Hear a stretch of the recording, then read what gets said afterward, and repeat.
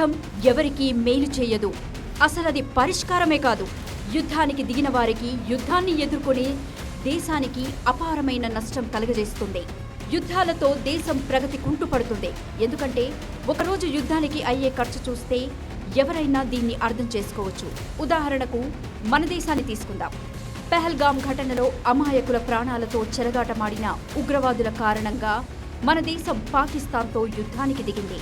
చెప్పుకోవడానికి అది ఉగ్రవాదులపైన దాడి మాత్రమే అనుకున్నా అందుకు అయిన ఖర్చును దుబాయ్ విదేశీ వ్యవహారాల ఫోరం అంచనా వేసింది. మీకు తెలుసా, ఒకరోజు యుద్ధం ఖర్చు 5,000 కోట్ల రూపాయలు. అవును, అక్షరాల 5,000 కోట్లు. భారత్ లాంటి దేశం ఒక్కరోజు యుద్ధం చేయాలంటే ఈ మాత్రం ఖర్చు చేయాల్సి ఉంటుంది. అందుకే దాన్ని నివారించేందుకు, యుద్ధం ఆపేందుకే దేశాలు ప్రయత్నిస్తుంటాయి. 5,000 కోట్లతో వేలాది స్కూళ్లు నిర్మించవచ్చు, 100 కిలోమీటర్ల ఎక్స్ప్రెస్ రహదారులు నిర్మించవచ్చు. ఇలా ఎన్నో అభివృద్ధి పనులు చేయవచ్చు. అంటే గత 3 రోజుల యుద్ధం మొత్తం ఖర్చు 15,000 కోట్లు అంటే ఎంత నష్టమో అర్థం చేసుకోవచ్చు.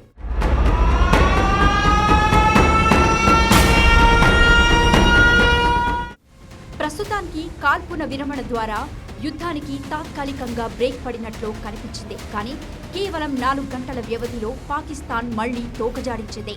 జమ్మూ కాశ్మీర్ రాజధాని శ్రీనగర్ సిటీలో రాత్రంతా యథేచ్ఛగా డ్రోన్ దాడులు జరిగాయి. దాంతో మళ్లీ బ్లాకౌట్ విధించడంతో పాటు సుదర్శన చక్ర ఎయిర్ డిఫెన్స్ సిస్టమ్ యాక్టివేట్ చేయడం జరిగింది. ఇక్కడ ఒక్కచోటే కాదు, సరిహద్దుల వెంట కూడా కాల్పుల విరమణ ఉల్లంఘన జరిగిందన్న వార్తలు వస్తున్నాయి. భారత్ లాంటి భారీ సైనిక సంపత్తి ఉన్న దేశానికి అది చాలా భారీగా ఉంటుంది. యుద్ధం మనం కోరుకుంది కాదు, కానీ అనివార్యమైంది. యుద్ధం తప్పనిసరైనప్పుడు దాని ద్వారా వచ్చే ఖర్చు కూడా తప్పనిసరి అవుతుంది. యుద్ధం మిగిల్చే విషాదం ప్రాణ నష్టమే కాదు, ఇలా ఆర్థిక నష్టం కూడా చాలా ఎక్కువగా ఉంటుంది. కేవలం యుద్ధానికి అయ్యే ఖర్చుకి ఇంతలా బెంబేలెత్తుతున్నాం, కానీ ఆర్థిక వ్యవస్థకు జరిగే నష్టం అతిపెద్దది. యుద్ధం అన్నది రోజులు, నెలలు, సంవత్సరాలు కూడా పడుతుందన్నది మనం ఉక్రెయిన్, ఇజ్రాయెల్, సుడాన్ యుద్ధాల ద్వారా తెలుసుకున్నాం. ప్రస్తుతం భారత్ పాక్ మధ్య జరుగుతున్న స్వల్పకాలిక యుద్ధాన్ని వీలైనంత త్వరగా ముగించడమే ఇందుకు పరిష్కారం.